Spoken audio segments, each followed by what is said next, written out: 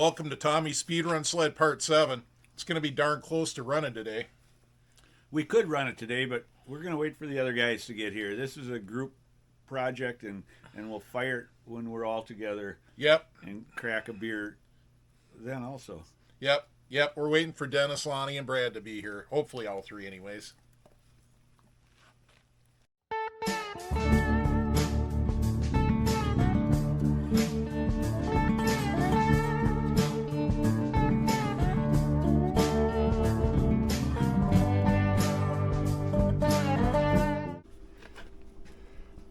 Just thought I'd show you the lube holes go all the way through, and then harder to see, but Tommy carved some grooves in the high facts to help spread the lube out. He did that on both sides, so good enough. I mean, really we shouldn't need much lube with all these wheels, but it doesn't hurt either. Yep, we're gonna have to clean the aluminum tips out, but that is the track luber side. All right, obviously we got to plug that hole with something. Here's the thought. Let's change the angle of the dangle a little bit. And bada bing, bada boom.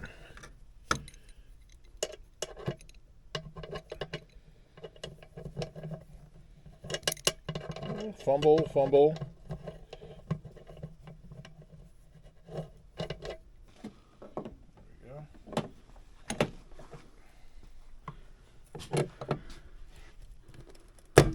There we go. Life is good. Now what we did here, we're just making a simple pressurized tank with about 4 or 5 pounds of air that we'll put in right before a pass.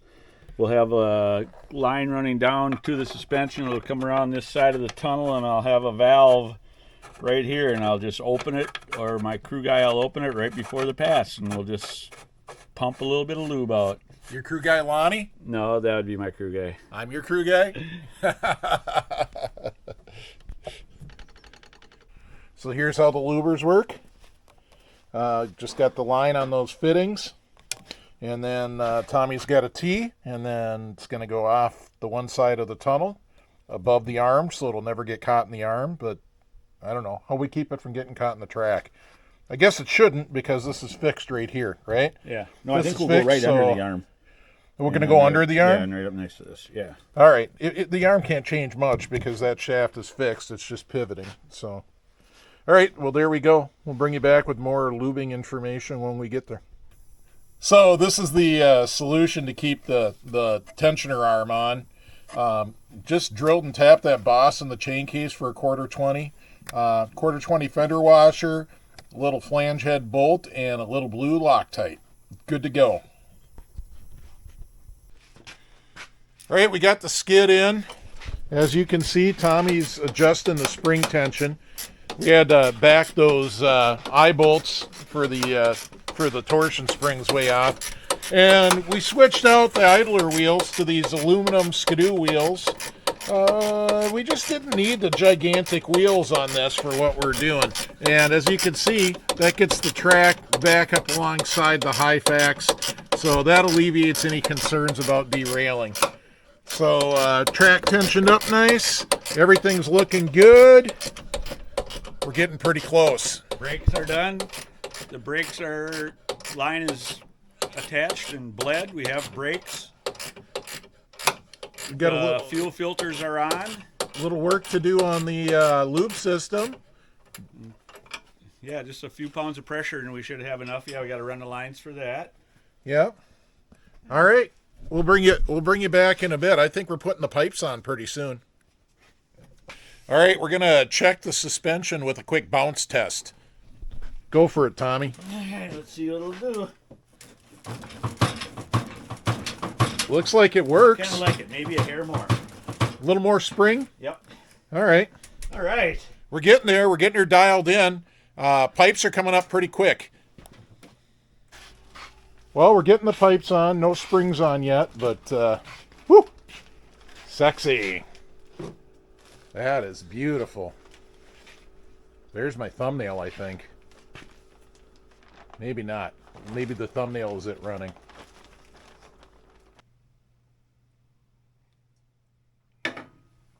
Well, good morning. I'm out in the shop by myself this morning, and I'm going to start the day with some TIG welding. Kind of nasty TIG welding. Tommy's one pipe is just, it's hurt. It's not in good shape. There's some massive holes up here in the header. There's some little pinholes down there. Bring you up close and show you what's going on. All right, let's start down here at the less obvious holes. So there's a hole, there's a bunch of thin spots and pinholes. Some of this looks like it's going from the outside in, so maybe had moisture trapped between the two pipes. Others look like it's from the inside out. But that whole circled area, that's super thin, and I'm just putting a patch over the whole thing. I'm not going to even cut it out. It's strong enough it'll hold together. The main thing is to get it back sealed. But that's far from the worst. So up here at the header, good Lord, I think you can see this. We got huge holes. No, there wasn't an EGT gauge. The EGT port's over here. They're just big rust holes. And so I got to fix those up too. And looks like maybe a pinhole right here. That one I'll probably just weld up, but the others are going to need patch panels. So I got my work cut out for me this morning. It's not an easy job because this is a dirty, greasy pipe, and we're welding on really thin steel that's probably pitted out and not good on the inside. So first thing I got to do is degrease all the areas that I'm going to weld on, and then after that I got to make them shiny and hopefully not make a bunch more welding. All right, I hit her with some lacquer thinner because I'm out of acetone, and I dried her off. She's looking pretty good. We're going to make sure we really got the stuff out of there.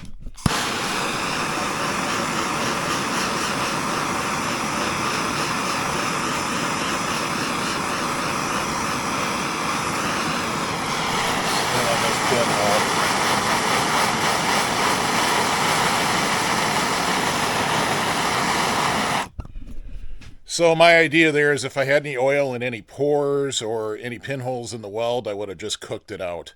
That pipe's really thin. That got hot fast. So feeling pretty good that I shouldn't have any oil boiling out on me now while I'm welding it. All right, I wanted to point this out. You see that blue spot? So I was just sanding lightly and it turned blue like that. That is too thin to weld.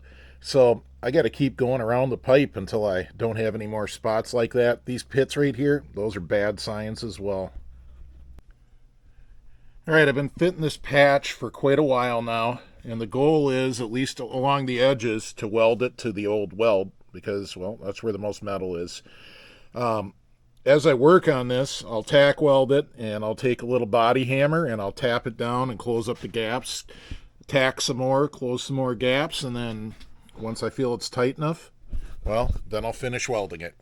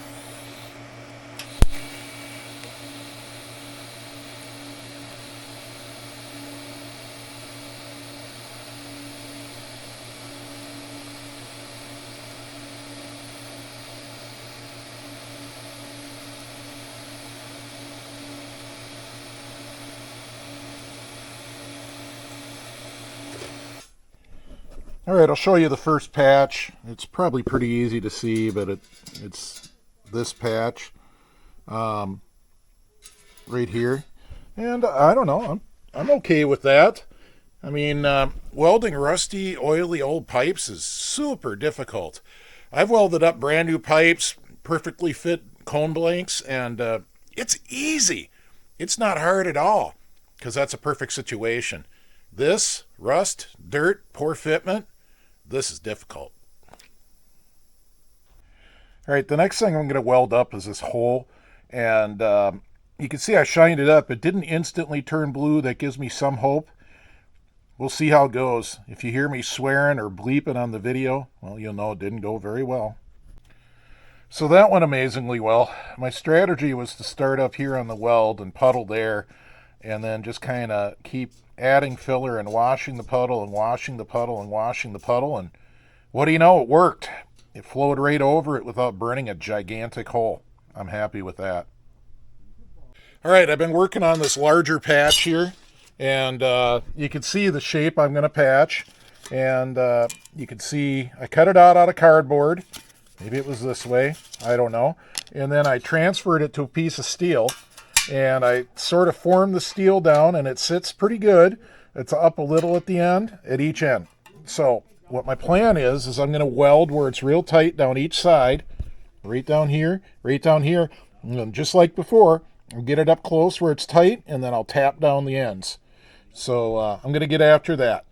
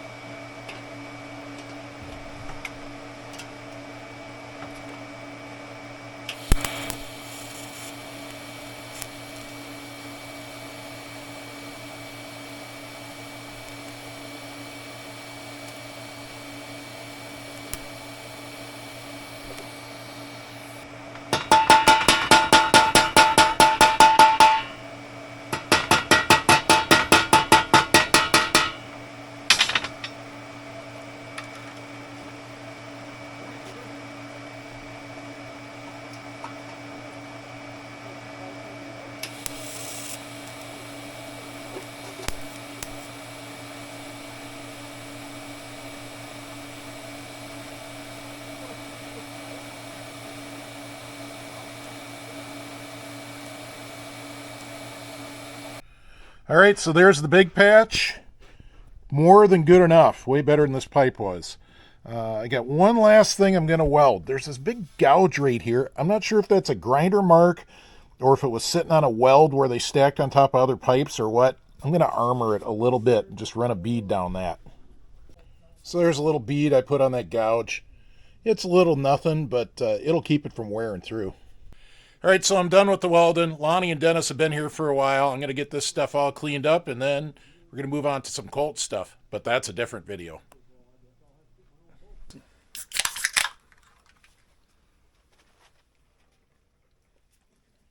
All right, we're here on Friday, December 29th, and I just did the light check on the skedaddler, but you'll see that after this. Anyways, we have a esteemed guest, Water Pump Tim here. Todd Klein couldn't make it. He's up at his cabin. Sure you guys are all familiar with this cabin from his videos. But this is the end of the speedrun series until we get some ice. We're doing the last final things. We're routing the luber lines. We're getting it ready. And then we're bringing it outside and fire it. By the way, this seems like the intro to a video, but this is going to be like in the middle of the video, guys. Yeah, something like that. It's a continuation of the video that me and Tommy were doing earlier this week. So, anyways, that's where we are. We just wanted to give you a beer crack and say, clean the carbs. Clean the carbs. All right, Tommy is putting some red RTV on these. Now notice these are slip-on flanges, not ball sockets. We did have a comment the other day. Hey, what do you put to seal up those ball sockets? Might have been on the Patreon. Nothing. I've never heard of anything that'll stay in the ball sockets. If you know something, well, comment it down below. But for these slip-ons, well, they don't move around a lot like a ball socket, so the red RTV is a good option for it. That is, unless you want to pull your pipes off in a hurry. Yeah, no hurry. And goes underneath this one, I'm pretty sure. All right, so we discovered Tommy's got a vent on the lube tank. That's not going to work to pressurize it. Pressurize it, and it's all going to kind of leak out. So the far one is the fuel. The near one is the lube tank. So we got the solution. Vacuum cap assortment, and we're going to use an Oetiker clamp because we're not going to take it off. Oetiker clamps rule. Yeah, Oetiker clamps are the best. So here we go, crimping away. Hey, I'm going to stick the camera right where Dennis can't see anything. Exactly. They go on last. Okay. I can't even see the camera, so I'm assuming it can see this. Whatever, if it's hot or not, that's She's fine. on. There we go. That ought to hold 4 or 5 pounds of pressure. That's what we do on race vehicles. Race car stuff. What are we doing there, Tom? Giving a little bit of slippery. A little slippery. Let's see how this system works with like 4 pounds of pressure. So when we test fire this, are we going to fire off the slide lube too? Sure. It'll give you, so you're going to control it, you're going to kind of throttle it with the valve here, right? Yep. So off or wide open, just like the throttle on the handlebars. Really? Yeah, so, position. So what if we find out it's too fast? Are we going to put a main jet in the line or what? No, we're just going to dump it out as fast as it dumps out. I'll bet you this thing would be awesome with about a 400 main jet shoved in the line here. I'll bet you we're going to have a main jet in that line before we're done. All right, so I got this DeWalt. Yeah, you like Milwaukee. I have DeWalt batteries. So I've got this DeWalt compressor, and you can set it down really low. Like, you can set it to like 3 or 4 PSI. And so I've got it set to 4.0, which ought to be good, right? We got to have some way. We're not going to hook this thing up to shop air. We'd explode this silly tank. God, I hope that Oetiker clamp holds. Well, we're going to find out right now. Shouldn't take very long. The valve is open. Valve's open. Whoops. Yep. That's how long it takes. Oh, it says it's back to 0. That's because It's because we were already pumping lube out. Yep. Got a leak. That's 4 already. It seems like we have a leak somewhere, Tommy.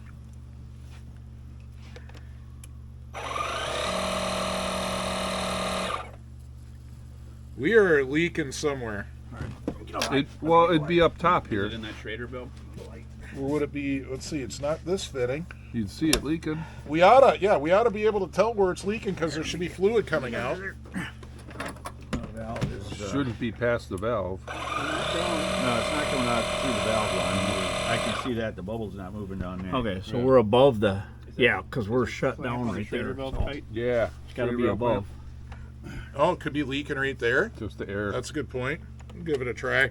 I got it set to 5. It's coming around the Schrader valve right here. Right there. Is I that see what's it. going on? Yeah. Oh boy. Rim leak. Schrader's still leaking, and Tim says go to O'Reilly's and get the screw-in style, which we're going to do, but it won't make the video today. So we won't be testing the pressure system. Well, I guess we tested it and it failed. But we'll get a metal Schrader with a rubber washer on each side and get her sealed up good. There we go. All right, we're going to put the dogs in the shop, and we're going to make some beautiful triple noises. Hey, before we start this thing, I want to say we're sorry that Todd and Trenton couldn't be here today. They're up at their cabin up north, and this is just the day that it worked out. And the Sled's leaving here after this video. But we'll try to hook up with Todd at some point so he can hear this thing run. Yep. Here we go. By the way, the Speed Shop has donated that funnel to Team Zeller Racing. That's going to go with the Sled. Okay, pretend it's full. It's full. How much you going to put in? Enough to run it. And the pickups are at the front. That'll do. Are you going to show them your trick, Tommy? Can't show all the tricks. This one I think everybody knows. Tommy's going to give her the old speed run kiss. Little lip service. Wait that off with your brown jerseys before you kiss it. Hey, baby, I love you. Oh, did you see that? Did you see the all bubbles good. go through? Here we go. He's got the carbs. They're full, Tommy. There we go. Nothing like some octane in the morning. Do you need a squirt bottle? Yes. Tim, would you grab the one out of the back of the skedaddler, please? Skedaddler always has a squirt bottle because it doesn't have a choke. You know, racing stuff. That cap's not hooked.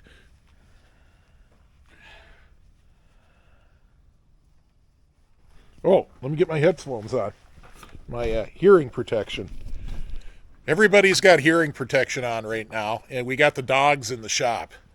Some of us got earplugs, some of us, you know. All right.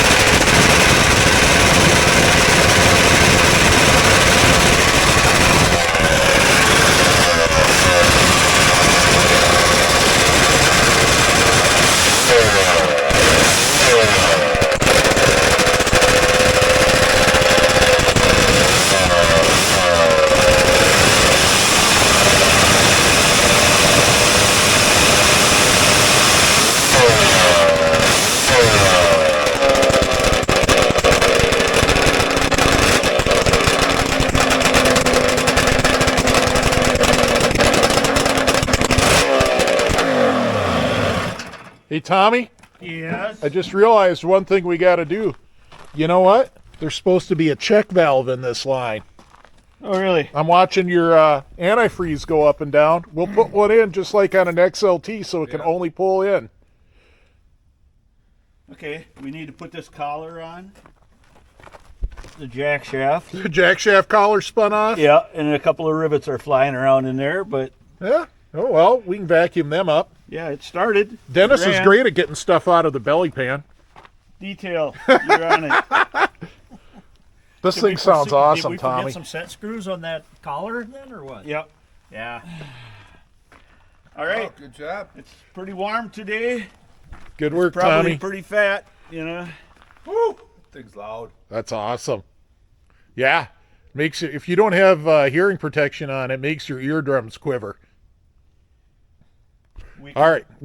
We can put the ugly hood on it now. I am looking for a 1979 Centurion hood in good shape. It'll either go on this or the 650 Centurion, and I'll transfer that one to this. But this hood's pretty beat up. It's had a long, hard life, but All right. Well, my email's down there in the description. If you got one of those and you want to sell it to Tommy or donate it, email me and I'll put Tommy in contact with you. all right. Yeah, so let's get that collar on and get them rivets. Tim's out. just standing Get the back. dirt kicked up. He's got the Yeah, squirt instead of bottle, sitting though. in the dirt here, I knew it was going to just Oh, yeah. Yeah, frickin' it's pile just- of dirt everywhere.